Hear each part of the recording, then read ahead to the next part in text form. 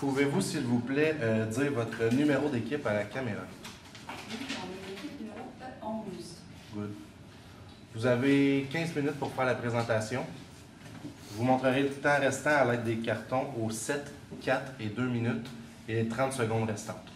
Les 5 dernières secondes, je vais les compter avec mes doigts, puis à la fin de la présentation, je vais vous montrer un carton qui indique la fin.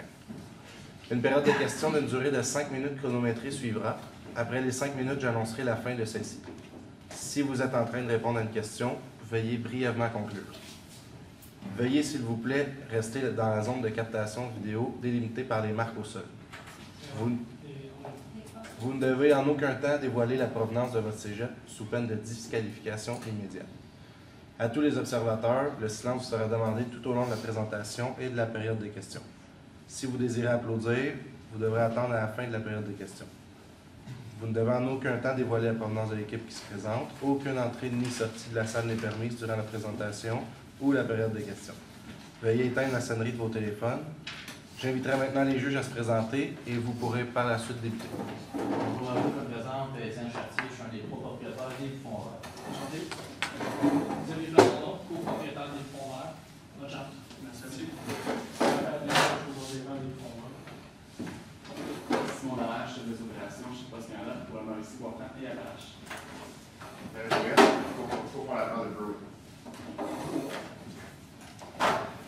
Bonjour. Donc, c'est avec plaisir que nous sommes ici aujourd'hui. Je nous présente, nous sommes la firme en consultation d'INM Solutions. Je suis ici avec mes collègues Éloi Dallaire et Hugo Desjardins et moi-même, Alexia Roberge. Donc aujourd'hui, on est ici pour vous présenter la meilleure solution pour l'entreprise Les Bouffons Verts. Aujourd'hui, on va vous présenter une stratégie riche et diversifiée en contenu. Cette stratégie-là vise à fidéliser votre clientèle afin que nous puissions prendre goût à la santé avec nos bouffons préférés. Donc, le mandat qui nous a été soumis était clair, mais tout de même assez vague. Ça nous laissait la possibilité de faire preuve de créativité. Donc, en fait, ce qu'on veut, c'est déterminer la meilleure stratégie pour assurer la pérennité de l'entreprise Les Bouffons Verts, tout en ayant un objectif d'augmenter le chiffre d'affaires à court terme. Donc, un bref plan de la présentation. On fera l'analyse, par la suite, il sera question de la stratégie d'affaires. Ensuite, on parlera de la mise en œuvre de notre stratégie en parlant du marketing numérique, ensuite d'un échéancier et d'un budget, puis pour finir, la conclusion. Donc, en faisant l'analyse, ce qu'on a décidé premièrement comme force, c'est que vous visez sur la qualité des aliments avant la quantité. Ça, c'est très bien parce que c'est ce que la clientèle recherche. Aussi, votre menu diversifié et santé, c'est ce qui vous différencie de votre concurrence parce que les autres camions de rue, c'est pas ça qu'ils offrent. Il y a plus, comme on l'a dit, des hot dogs, hamburgers et toutes ces autres choses. Puis aussi, comme autre force, c'est que vous êtes 3 personnes qui se complètent très bien dans votre équipe. Vous avez chacun vos forces. Puis c'est sur ça que vous axez votre entreprise. Pour ce qui est des faiblesses, on a fait déceler un petit manque d'organisation ou de planification. Puis c'est sur ça qu'on va axer notre stratégie d'affaires pour être mieux préparé. Puis ensuite, on va essayer de pallier le faible niveau de vente pour répondre à l'objectif, évidemment, qui est d'augmenter le chiffre d'affaires. Pour ce qui est des opportunités, on a la chance de peut-être avoir un 2e camion de rue. Ensuite, de peut-être avoir un 3e employé ou plus, puis de franchiser l'entreprise. Pour ce qui est des menaces, on sait, le marché des camions de rue, c'est difficile parce qu'on se situe sur une rue qui est passante. Les clients, c'est des gens, ça peut être des touristes ou des gens qui ne sont pas nécessairement de la place, ce qui rend très difficile de fidéliser cette clientèle-là. Puis ça, on le comprend, puis on en est conscient. La deuxième chose qui peut être un peu complexe, c'est on le sait dans le marché de l'alimentation, les marges bénéficiaires sont assez faibles. Mais ça, je pense que c'est une sorte de menace, mais je pense qu'on est capable de pallier à ça par justement notre planification rigoureuse, Puis aussi, on sait que dans votre équipe, vous avez un comptable qui est assez bien instruit, donc on ne pense pas que ça devrait causer de problème, mais on est là pour vous aider justement, peut-être augmenter ces marges initiales justement. C'est pourquoi on va commencer par vous présenter la stratégie. La stratégie, on veut faire un petit clin d'œil à votre nom d'entreprise. Une stratégie qui s'appelle la stratégie Bouffons ensemble.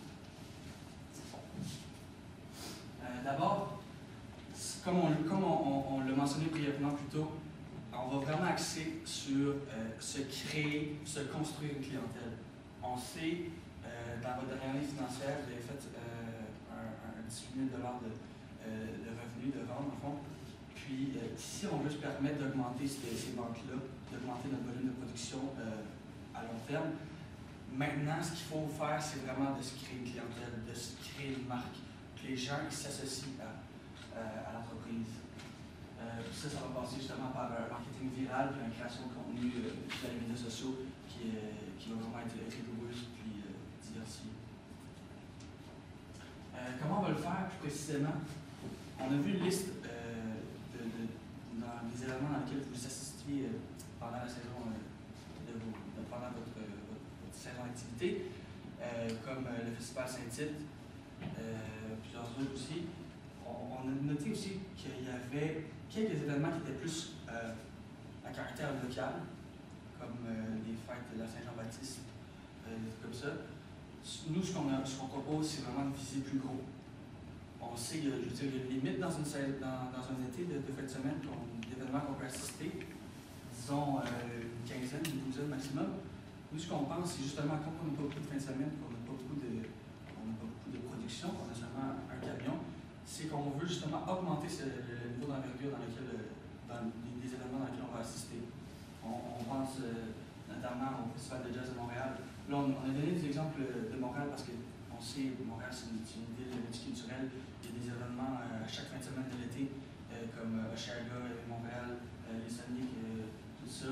Puis dire qu'il en passe, c'est des solutions, c'est des suggestions comme ça. Mais l'essentiel, c'est vraiment de comprendre qu'on veut augmenter justement l'envergure, étant donné qu'on est limité dans le temps. Deuxième point que j'ai sauté, c'est on a vu que votre période d'activité se situait entre juin jusqu'à août. Nous, ce qu'on vous propose, c'est de l'allonger justement pour être en mesure de faire de couvrir plus d'activités. On vous proposait de livrer ça à la limite, de terminer ça à la mi-septembre. Ça serait notre grosse saison. Puis on a même aussi quelques solutions pendant l'hiver, on va vous en parler plus tard. Un autre point qu'on vous mentionne brièvement, on sait que vous avez remporté un deuxième prix au défi aux entrepreneurs. On vous félicite encore, justement. Il en existe encore d'autres pour les entreprises de start-up ou les entreprises en démarrage comme la vôtre, notamment la ruche, le camp, qui sait même les dragons, on ne sait jamais. Puis aussi la présence sur les réseaux sociaux accrue, que mon collègue Guillaume va parler immédiatement. Parfait. Alors, on a assumé dans notre présentation que vous aviez un site web, bien sûr. J'en ai vu que vous en avez un. Parfait. Alors, premièrement, on va commencer par aller optimiser à l'aide des mots-clés vos stratégies de marketing numérique, parce qu'en tant que tel, ça ne sert à rien d'aller chercher du Google AdWords pour l'instant, parce que souvent, il va y avoir des mots, surtout dans ce domaine-là, qui vont être vraiment compétitifs, par exemple du 15$ par clic. Ça ne sera vraiment pas avantageux pour vous. Alors, on va vraiment viser à prendre les gens avec des mots-clés qui sont peu coûteux ou pas coûteux, parce que souvent, on peut aller chercher des 80 000 visiteurs par mois, vraiment très diversifiés, qui viennent de tous les milieux, et que quand ils vont venir à Québec, ils vont penser à vous pour venir pour venir acheter leur nourriture pendant les événements. Alors avec ça, on va vraiment aller chercher une nouvelle clientèle qui va se diversifier au fur et à mesure que vous allez prendre de l'expansion. Après ça, on va aller chercher une stratégie médias sociaux qui est vraiment développée. Je vais vous montrer un plan qu'on a préparé pour vous. Ça va s'étaler pour la saison de mi-mai pendant tout l'été, pendant l'hiver aussi, présentement. Après ça, on va aller chercher une création de contenu vraiment diversifiée afin de pouvoir atteindre plusieurs clientèles, parce qu'on sait, nos clients ne sont pas à des places précises, ils vont être vraiment sur des médias très diversifiés. C'est important de rejoindre tout le monde sur tous les médias. Alors, par la suite, on va aussi viser à développer une banque de données avec, excusez-moi, une banque de données avec des adresses courriels afin de pouvoir tenir les gens avec, par exemple, des emails à chaque semaine par rapport à un blog que vous pourriez construire aussi.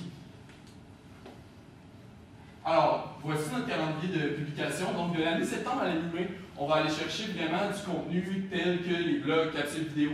On va poster 3 fois par semaine avec un budget de 5 $ par publication parce que c'est vraiment important de comprendre que, par exemple, lorsque vous allez aller chercher quelqu'un, vous allez avoir un like sur votre page, par exemple. C'est vraiment important de comprendre que lorsque vous publiez, la personne ne verra pas nécessairement parce qu'elle a vraiment un fil d'actualité très, très diversifié.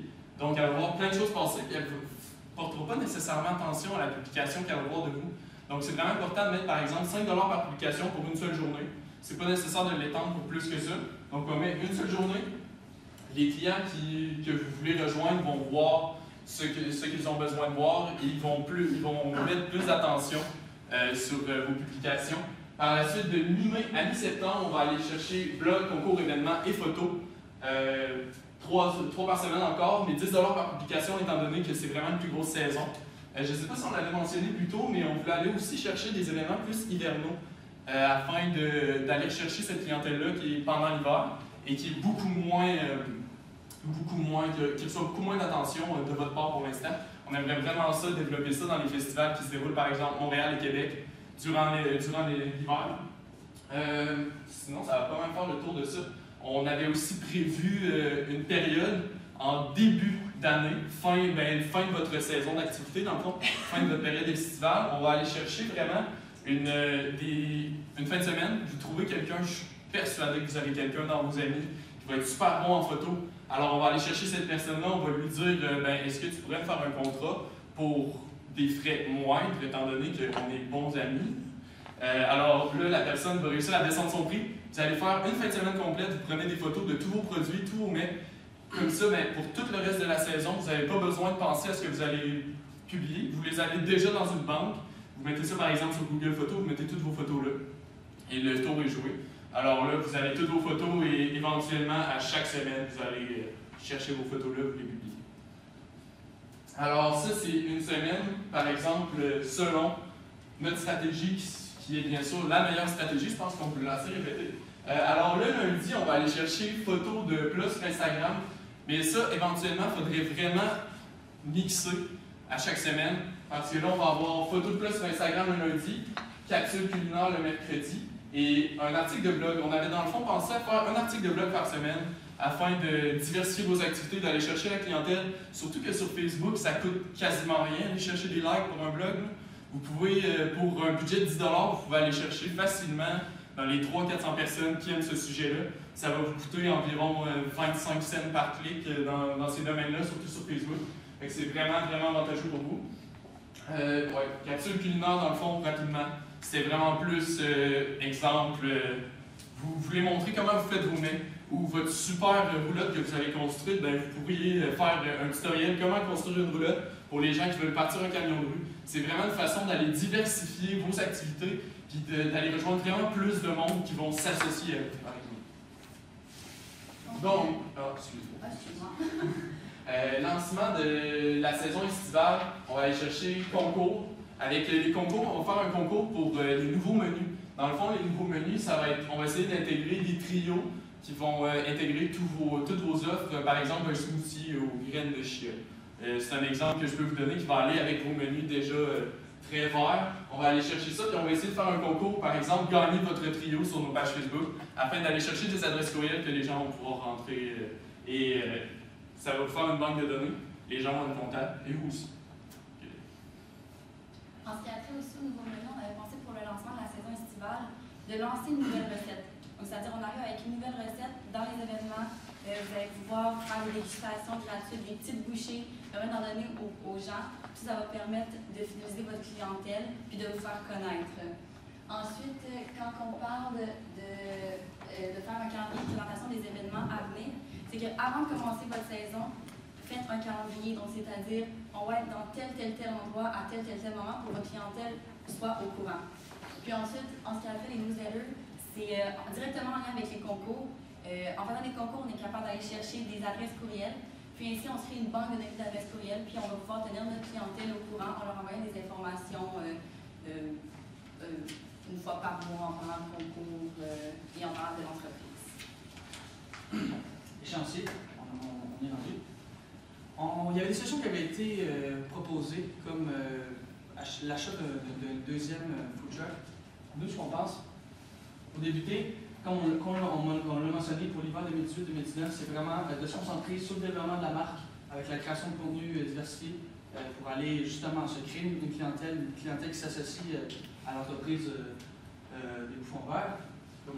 Aussi 2-3 événements hivernaux, le Carnaval de Québec, Montréal à la lumière, ça peut être des trucs qui, pendant l'hiver, que ça pourrait justement vous donner un petit peu plus d'activité. Ça peut être très intéressant et non négligeable. Pour l'été 2019, ce qu'on suggère, c'est d'engager un troisième employé, mais on garderait ça à un food truck pour la prochaine été, mais d'engager un employé pour que ça soit justement que les deux qui étaient là à temps plein pendant l'été, justement, aient la tâche allégée. Puis le 2019-2020, ce serait pendant l'hiver qu'on pensait qu'on pourrait acheter ou construire le prochain camion.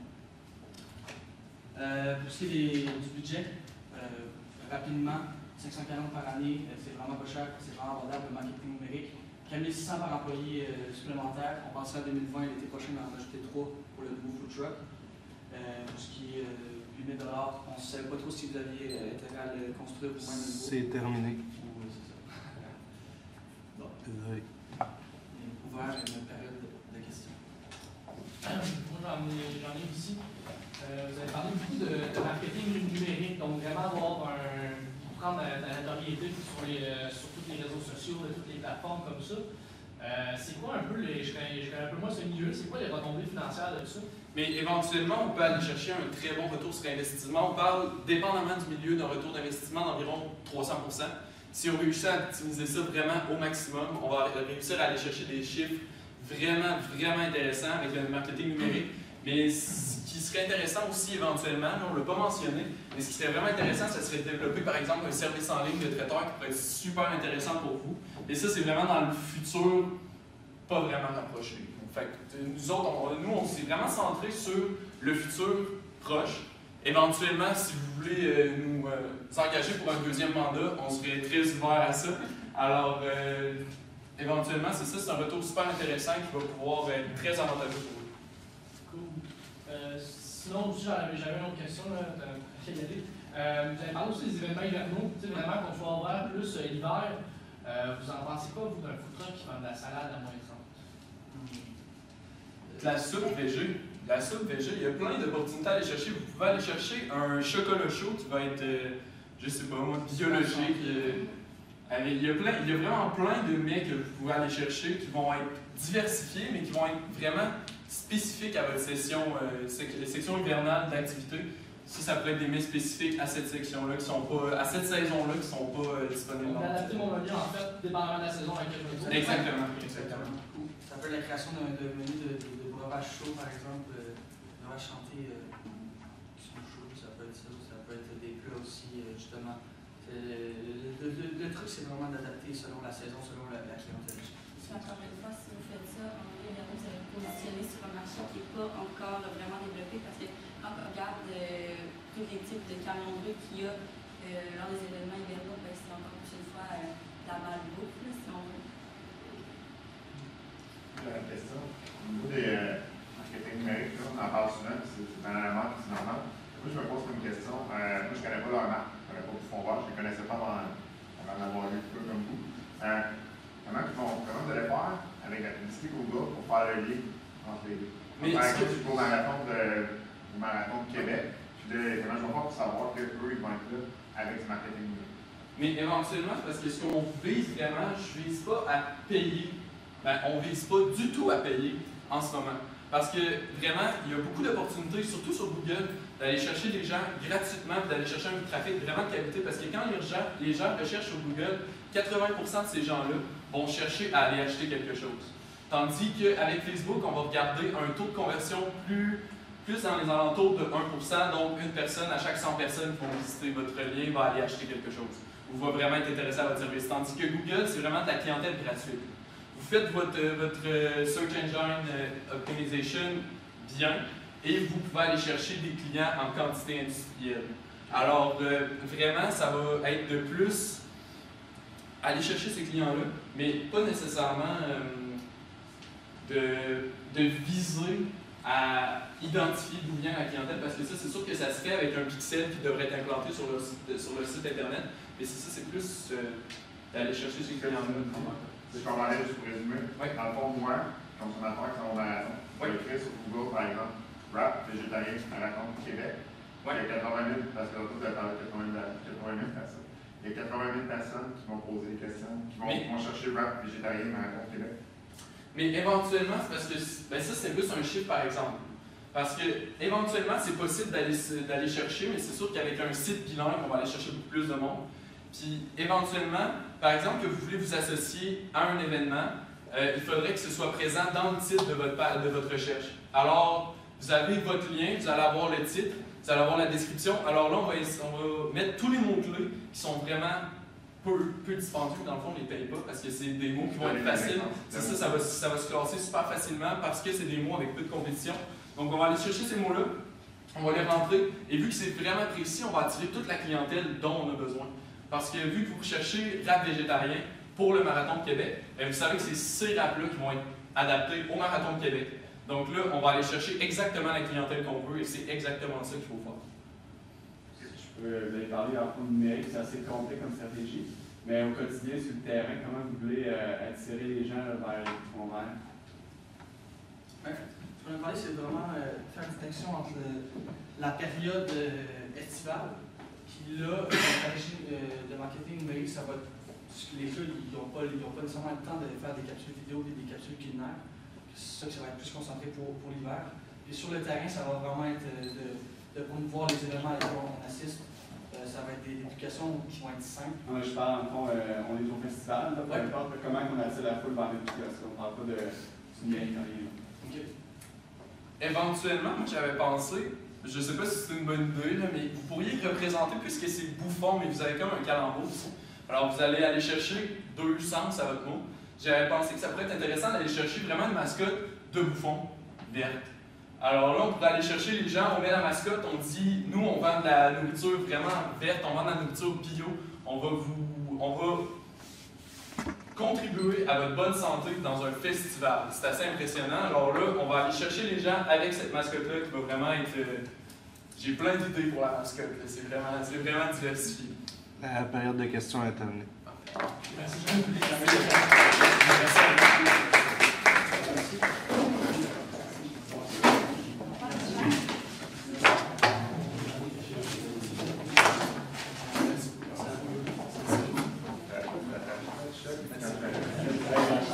Merci.